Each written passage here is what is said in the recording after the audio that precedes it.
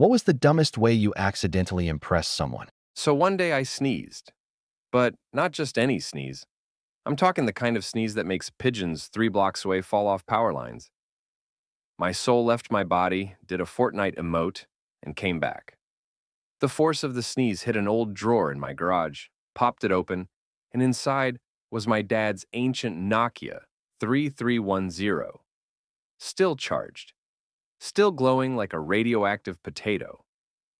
Curiosity took over.